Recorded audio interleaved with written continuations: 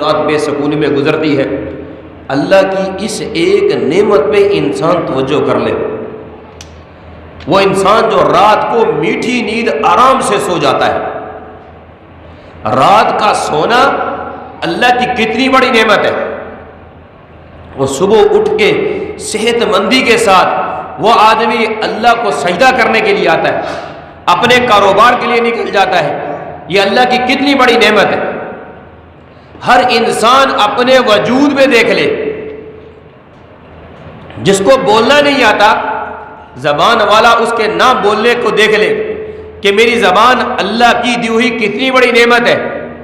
جو سن نہیں سکتا اس کے کانوں کو دیکھ کے کانوں والا دیکھ لے کہ میرے کان جو اللہ نے دیے یہ سماعت اللہ کی کتنی بڑی نعمت ہے۔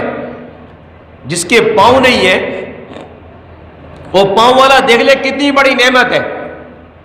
آج اللہ کی صبح سے لے کے شام تک ہم کتنی نعمتوں کو استعمال کرتے ہیں، لیکن پھر بھی اللہ کی ناشکری ہے، پھر بھی اللہ کی نافرمانی ہے۔ وہ صبح سے لے کر شام تک ہمیں کھلاتا ہے پلاتا ہے، اور ہم صبح سے لے کر شام تک اس کی نافرمانی میں زندگی گزارتے ہیں۔ تو اپنی زندگی میں شکر کی عادت بنا لینا، اپنی زندگی میں اللہ کو رب ماننے کی عادت بنا لینا، اللہ کو اللہ ماننا، اللہ کو رب ماننا، اللہ کی ہر عطا پر غور کرنا۔ ایک اللہ والے گھر میں حالات اتنے تنگ ہو گئے، وقت کافی گزر گیا، تو اللہ والے جب بھی کوئی تکلیف ہوتی تو دوڑ لگاتے مسجد کی طرف جا کے اللہ کو سجدہ کروں۔ حالات ایسے آگے کہ پاؤں میں جوتا تک نہیں تھا، جوتا ٹوٹ گیا تو جوتے کو بنانے کے لیے پیسے تک نہیں تھے۔ اللہ سے جا کے دعا مانگنے لگے، اللہ سے گلہ کرنے کے لیے مسجد کی طرف جانے لگے۔ مسجد میں داخل ہونے لگے تو ایک آدمی کو دیکھا تپتی دھوپ کے اندر بیٹھا بھیک مانگ رہا ہے اور اس کے پاؤں بھی نہیں تھے۔ فوراً جا کے اللہ کے سامنے سجدے میں پڑ گیا، اللہ تیرا شکر ہے تو نے پاؤں تو دیے، میں اپنے پاؤں پہ چل تو سکتا ہوں، یہ اللہ کی کتنی بڑی نعمت ہے۔ اس لیے میرے بھائیوں اللہ پاک کی ذات نے انسان کو ہر نعمت سے نوازا۔ میں ایک ایسے آدمی کو جانتا ہوں، وہ کھانا کھاتا ہے تو کھانا اس کو منہ کے ذریعے باہر آتا ہے۔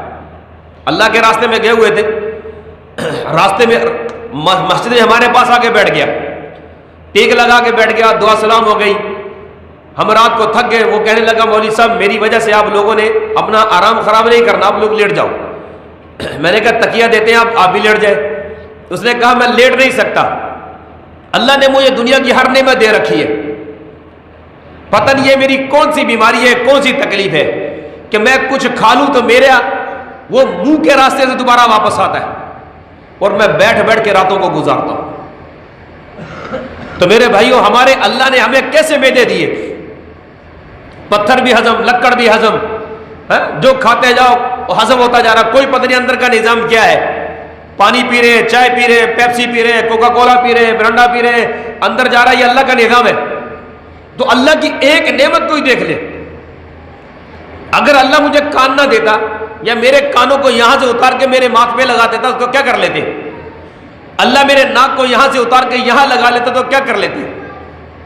اللہ میری بینائی کو چھین لیتا تو میں اللہ کا کیا بگاڑ لیتا؟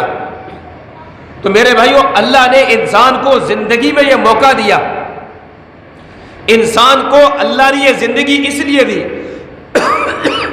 کہ تم زندگی ایسے گزارو کہ جب آخری وقت انسان کا ہوتا ہے تو فرشتے بھی استقبال کے لیے کھڑے ہوتے ہیں۔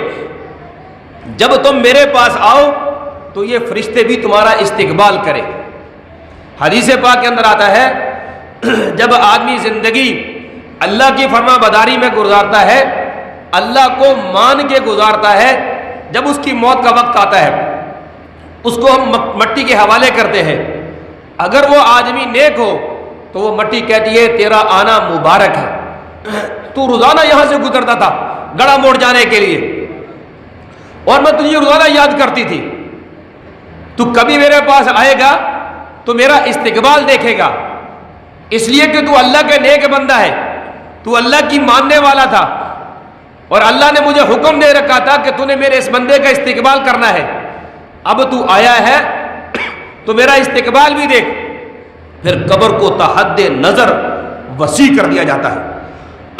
پھر جہنم کی ایک کھڑکی کھولی جاتی ہے کہ اگر اپنے رب کی تو نہ مانتا تو اس جہنم میں جاتا، لیکن تو نے اللہ کو مان کے زندگی گزاری ہے تو اب جنت کی ایک کھڑکی کھول دی جائے گی، جہاں سے اس کے لیے خوشبوئیں آئیں گی، جہاں سے اللہ کی رحمتیں آئیں گی. اس نے کہا اب تو سو جا، کنم العروس، ایسے سو جا جیسے دلہن سوتی ہے بے پرواہ ہو کے.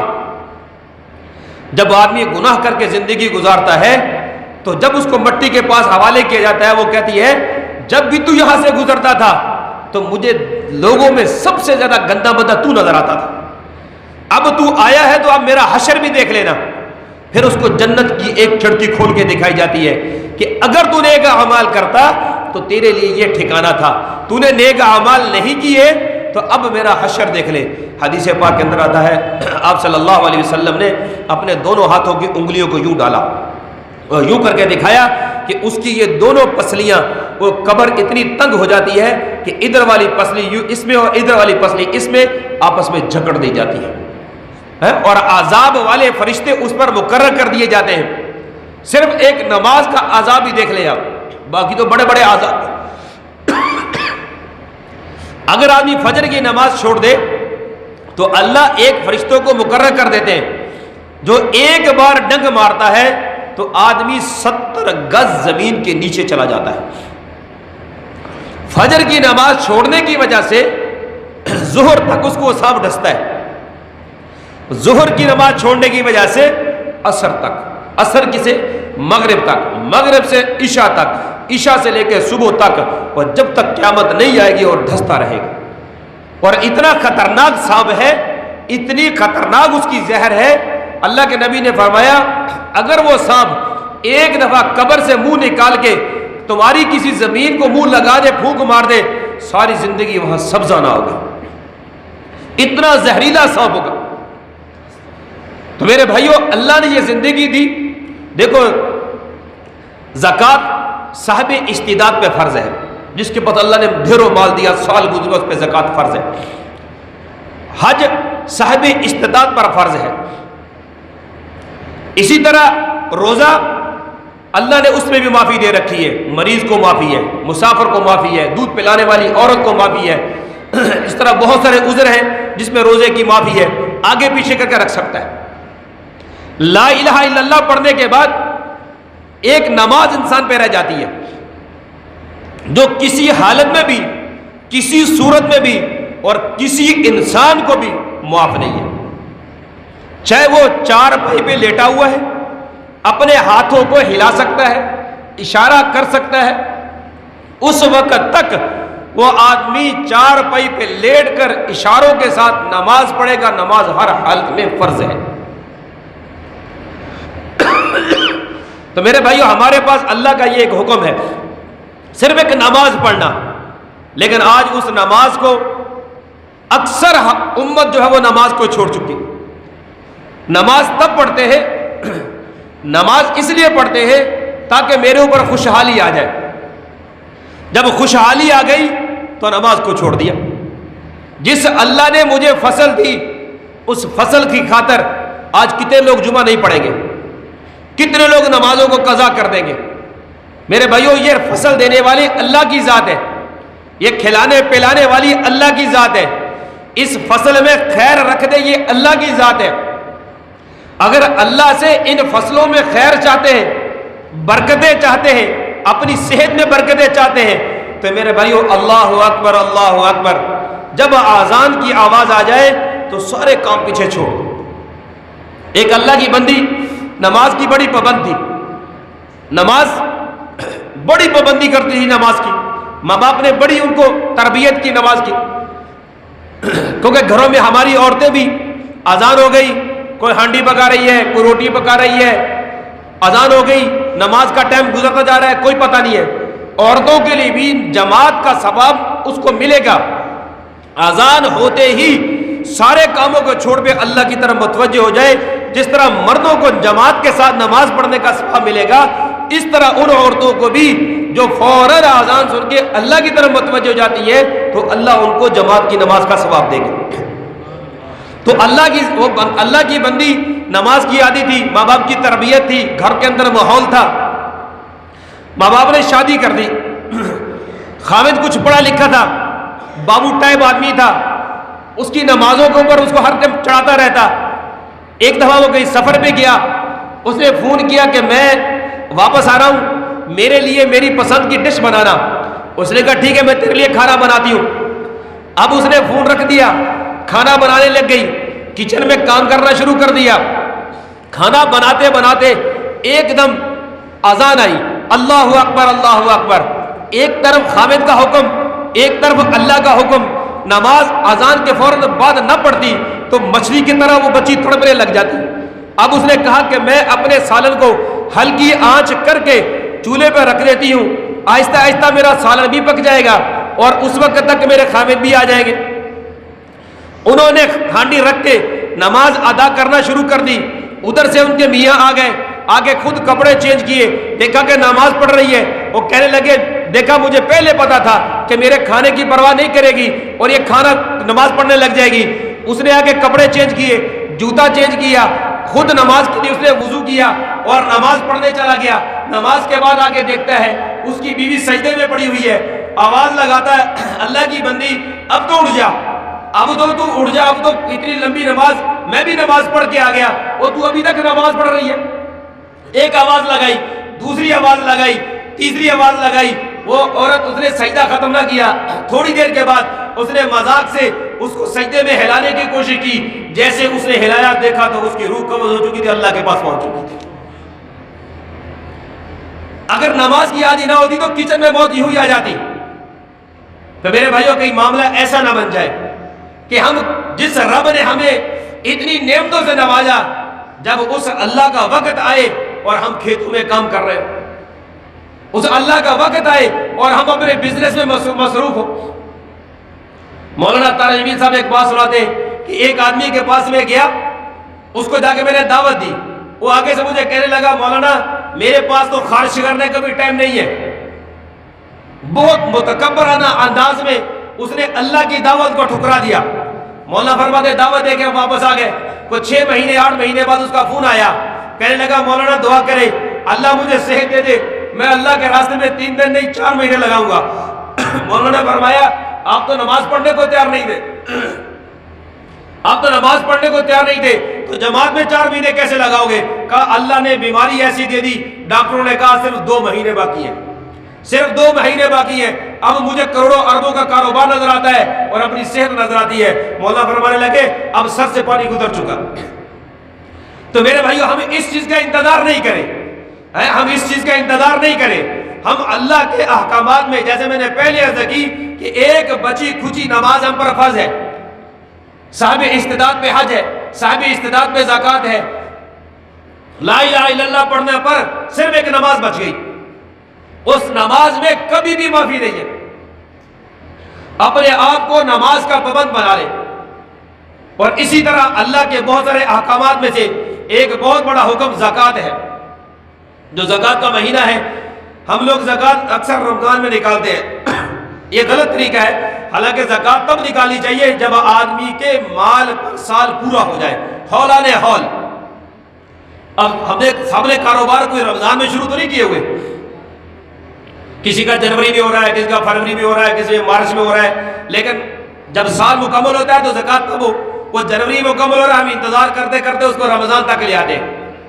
تو اللہ نے جس آدمی کو مال دے رکھا ہے, حدیث پاک کے اندر آتا ہے کہ جو آدمی زکوٰۃ دیتا ہے, آپ صلی اللہ علیہ وسلم نے فرمایا, اللہ پاک فرماتے ہیں کہ جو آدمی سال گزرنے پر 100 روپے میں, یعنی 1 لاکھ میں 2.5%, 100 روپے میں 2.5 روپے, اللہ پاک فرماتے ہیں کہ میرا بندہ وہ 100 روپے جو تو نے پورا سال استعمال ہی نہیں کیا, وہ تیرے پاس ایسے رکھا ہوا ہے, اس میں سے 2.5 روپے مانگا, دنیا میں 10 گنا دوں گا اور آخرت میں بے حساب کر دوں گا.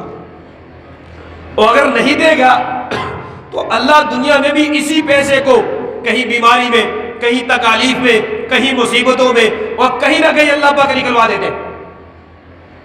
جیسے بچے کا عقیقہ نہیں کرتے تو سالہ سال ہمارے بچے بیمار رہتے ہیں، اگر ایک سنت سمجھ کے اس بچے کا عقیقہ کر دے تو یقین مانے سال بھر ہمارے بچے بیماری نہ رہے۔ سال بعد زکوٰۃ واجب ہوتی ہے تو ساری زکوٰۃ نکال کر پورا مال حلال ہو جائے گا، اللہ بیماریوں سے بھی بری کر دے گا۔ جس آدمی کے پاس 7.5 تولے سونا، 52.5 تولے چاندی یا اس کی مقدار میں مال ہو، جیسے آج کل 1 تولہ سونا 500 روپے نقدی ہے تو یہ چاندی کی قیمت کو پہنچ جاتا ہے، تو اس پر زکوٰۃ واجب ہے۔ اور پھر جو سونے کا مالک عورت ہے یا مرد ہے، بیوی ہے تو بیوی زکوٰۃ نکالے، اگر خامد مالک ہے تو خامد زکوٰۃ نکالے۔ بعض اوقات ہم اپنی بچیوں کی شادی کرنے کے لیے گھر کے اندر سونا جمع کر کے رکھ لیتے ہیں، وہ بچیاں اگر خود با اختیار ہے، اگرچہ شادی بچیوں کی نہیں ہوئی تو وہ بچی زکوٰۃ خود نکالے، اگر ماں باپ بھی با اختیار ہے اس میں تو پھر ماں باپ اس کی زکوٰۃ نکالے ماں باپ کے لیے۔ اسی طرح کوئی آدمی کی دکان ہے، جنرل سٹور ہے، میڈیکل سٹور ہے، جو بھی بزنس ہے، اور اس بزنس کے اندر، کاروبار کے اندر، وہ کاروبار کا مال اتنا زیادہ ہے کہ زکوٰۃ کے نصاب کو پہنچ جاتا ہے تو اس پر زکوٰۃ واجب ہے۔ تو اپنے اس جتنے بھی اوزار پڑے جو کاروبار میں استعمال ہو رہے ہیں، اپنے جنرل سٹور میں، جو آدمی میڈیکل سٹور میں دوائی بیچتا ہے، جس قیمت میں وہ دوائی بیچتا ہے، جس بھی خریدتا نہیں بلکہ جس بھی وہ بیچتا ہے، جنرل سٹور ہے، کریانہ سٹور ہے، جس ریٹ پہ وہ لوگوں کو سودا بیچ رہا ہے اس ریٹ پر وہ زکوٰۃ نکالے گا۔ اسی طرح ایک آدمی کے پاس جو ہے شروع میں مال مکمل تھا، سال کے آخر میں بھی زکوٰۃ مکمل ہو تو اس پر زکوٰۃ واجب ہے۔ ایک آدمی کے پاس شروع سال میں 1 لاکھ روپیہ ہے، جب وہ زکوٰۃ نکالنے لگا تو 2 دن پہلے اس کے پاس 3-4 لاکھ روپیہ اور آ گیا، تو اب یہ 3-4 لاکھ روپیہ بھی اس 1 لاکھ میں شامل کرے گا۔ اس کی وجہ یہ ہے کہ سال کے شروع میں وہ صاحب نصاب ہے، اب درمیان میں مال کم ہوتا رہے، زیادہ ہوتا رہے، اس کا مسئلہ نہیں ہے، شروع میں مکمل ہے، آخر میں مکمل ہے، اور زکوٰۃ ادا کرنے سے 4 گھنٹے پہلے، 2 گھنٹے پہلے اللہ نے اور زیادہ پیسہ دے دیا تو یہ والا پیسہ بھی اس میں شامل کر کے اس کی زکوٰۃ نکالے گا۔ اسی طرح میرے بھائیو عشر ہے، عشر کا 20واں من، ہر 20 من کے بعد 1 من جو ہے اللہ کے راستے میں، جیسے آپ لوگ پہلے نکالتے ہیں تو بے پرواہ ہو کر، یہ نہ دیکھو کہ اب کھاد اتنی مہنگی ہو گئی ہے، مشین کا خرچہ اتنا زیادہ، پانی کا اخراجات اتنے زیادہ، فلانے اخراجات اتنے زیادہ، دل بڑا رکھے، گندم کاٹنے سے پہلے دل بڑا رکھے۔ اگر گندم کاٹنے سے پہلے دل چھوٹا کر لیا کہ یار میں عشر کیسے نکالوں گا، یہ میرے معاملات کیسے پورے ہوں گے، میں نے تو اپنے مزیرے کو دینے ہیں، میں نے تو مشین والے کو دینے ہیں، تو میں نے کھاد کا قرضہ اتارنا ہے، دل تنگ کرتے جائیں گے، اللہ بھی اپنی فصل کو تنگ کرتا جائے گا۔ میرے بھائیو دل بڑا رکھیں گے کاٹنے سے پہلے کہ انشاءاللہ میں سب سے پہلے فصل میری آئے گی تو میں اللہ کے حکم سے اللہ کا حکم نکالوں گا، تو انشاءاللہ اللہ کے فضل و کرم سے اللہ اس مال کو اور بھی آپ کی سوچ سے زیادہ نکال دے گا۔ تو اس کے لیے سارے بھائی نیت کرتے ہیں نا جی۔ اس طرح زکوٰۃ کے مسائل، جیسے زکوٰۃ ادا کریں، ہر آدمی زکوٰۃ کے مسائل پوچھ کر زکوٰۃ ادا کرے۔ عشر کے جو مسائل ہیں وہ عشر کے مسائل پوچھ کر پھر اللہ کے راستے میں مستحق لوگوں کو اس کا جو ہے عشر کو ادا کرے۔ تو اس کے ساتھ گزارش بھی ہے، الحمدللہ آپ لوگ ہر سال جو ہے مدرسے کے ساتھ خوب تعاون کرتے ہیں، مدرسے کی جو کارگزاری وہ آپ لوگوں کے سامنے ہے، وہ بتانے کی ضرورت نہیں ہے، اس لیے سارے بھائیوں سے گزارش ہے کہ مدرسے کو سب سے زیادہ ترجیح دیں، اور اس طرح جتنے مستحق حضرات ہیں ان کو بھی ترجیح دیں، اور ہمارے مولانا فاروقی صاحب ہیں، کوشش کریں کہ ان کو عشر نہ دیا کریں، ان کو زکوٰۃ والے پیسے سے نہ دیا کریں، دکھ ہوتا ہے، لگتا بھی نہیں ہے، وہ سارا سال ہم پہ محنت کرتے ہیں، نمازیں پڑھاتے ہیں، تراویح پڑھاتے ہیں، تو آخر میں آ کے ہم 20-20 کلو 1-1 من وہ بھی اپنے عشر میں گنوا کے دے دیں، تو میرے بھائیو یہ ٹھیک نہیں ہے، اس سے عشر ادا نہیں ہوتا۔ مولانا صاحب کو بور خوب بڑھ چڑھ کے دیا کریں، وہ ہمارے امام صاحب ہیں، اور اس میں سے دیا کریں جو ہماری اپنا حق ہے، یا اس کا حق نکالے، ہدیہ نکالے، یا اس کا ویسے علیحدہ حق نکالے جو ہم لوگوں نے مقرر کیا ہے، لیکن عشر اور زکوٰۃ میں سے حق نکال کے اپنے امام کو نہ دے۔ اللہ پاک سے دعا ہے اللہ ہم سب کو عمل کرنے کی توفیق عطا فرمائے، سنت ادا کر لیں۔